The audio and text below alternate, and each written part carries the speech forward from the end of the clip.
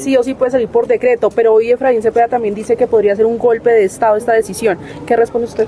Que Efraín Cepeda no es ni constitucionalista ni fue presidente del Senado, porque no dio ni la transparencia ni la tranquilidad para votar. Lo único que se dedicaron fue a hacer una cantidad de trampas y de fraudes y de jugaditas para no votar, porque habían 5 votos por el sí, más para aprobar la consulta. Entonces, ¿cuál es el futuro de la consulta? ¿Cuándo sale el decreto?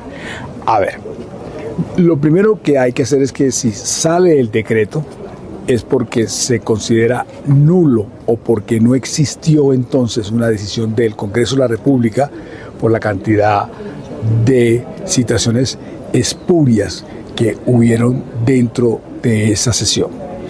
Y que entonces, en caso de demandarse, creería yo, pero hay que seguir estudiando, habría que demandar ese decreto vía de excepción de constitucionalidad, o sea, que se demandaría ante la Corte una vez convocadas las elecciones. Entonces, lo que dijo la semana pasada, de que entre el 2 y el 9 salió decreto, no es. ¿Entre el qué, perdón? 2 y el 9 de junio. No, lo que le estoy diciendo, bueno, esa es otra pregunta. Nosotros tenemos y consideramos que tenemos hasta el 12 de junio. ¿Por qué? Porque la ley dice que una vez, si el Congreso no se pronunció, habría que esperar 8 días. Si usted cuenta días hábiles, da hasta el 12 de junio y el gobierno hasta ese día tendrá para sacar el decreto para convocar el día de elecciones, y así va a ser. Ministro, en vivo para RTBC, ¿ese decreto ya lo tiene listo el gobierno nacional? Ya hay un borrador.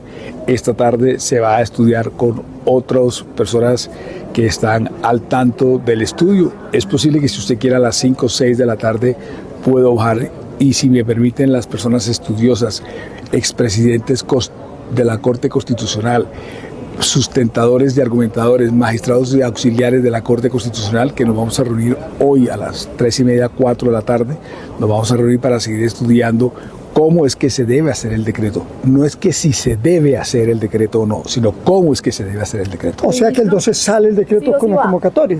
El decreto va a ir, el decreto se está estudiando, el decreto se está haciendo, ya hay una columna vertebral de este decreto, lo único es cómo debe hacerse o cómo se debe argumentar. Entonces ahí cabe la pregunta de Efraín Cepeda, que les dice, pues si lo van a decretar, retiren la consulta. ¿Si lo van a qué? Que si van a decretarlo, retiren el proyecto que está en el Congreso. La segunda. Yo le he dicho varias veces que para defender los derechos de la clase obrera, para restaurar los derechos laborales de la clase obrera, vamos a jalarle al plan A, B, C, D y E. Fíjense que el de la mini reforma, que se les mandó urgencia y asistencia, no lo han querido debatir. El que se revivió y que revivimos nosotros se está discutiendo. Está el de la consulta 1.0, como ustedes han dicho, y está el 2.0. Aquí lo que queremos es que los trabajadores tengan derechos, y lo único que hemos visto es a Efraín Cepeda haciendo actos espurios, ilegítimos, fraude, trampas y jugadas para que los trabajadores no tengan esos derechos. Ministro, sobre la reforma laboral, ¿ustedes van a apostarle en la plenaria del Senado, teniendo en cuenta que el presidente Petro en las últimas horas prácticamente se apartó de esa reforma, dijo que no recogía los puntos clave que planteaba el gobierno? El presidente Petro se está apartando desde un artículo que está en la reforma, que hay que quitarlo, que es perverso, que es que lo puedan a usted contratar por horas. Eso es lo que hay que quitar. Pero recuerde usted que hay casi 80 artículos, si no estoy mal, que son los que hay. Eso sin contar los que fueron dejados como constancia. Ministro, dice el exregistrado Alexander Vega que el argumento del gobierno de que el Senado no se ha pronunciado sobre la primera consulta popular es un argumento irreal. ¿Usted qué cree? Que ojalá ustedes le preguntaran y se pronunciaran constitucionalistas. Es que no podemos seguir hablando con sentido común y con las vísceras cuando hay varias sentencias, hay fallos, y es posible que nos vamos a enfrentar a unos conflictos jurídicos nuevos, como por ejemplo este que le planteo. ¿Qué pasa si entonces solamente yo creería que se debe abocar es la Corte Constitucional, una vez convocadas las elecciones, quien puede realmente evaluar ese decreto es la Corte Constitucional, porque así lo dice la ley? Pero otra persona podría pensar que es el Consejo de Estado, porque estamos hablando de una nulidad del Congreso de la República. Pero estamos hablando del decreto que va a convocar las elecciones. por lo tanto podría o debería ser la Corte Constitucional.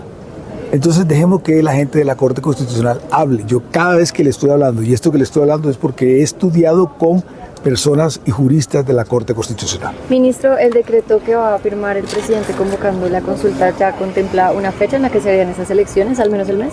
No, todavía no. Por ahora estamos en la argumentación y en eso ya llevamos varios días argumentando y sustentando cómo debería ser.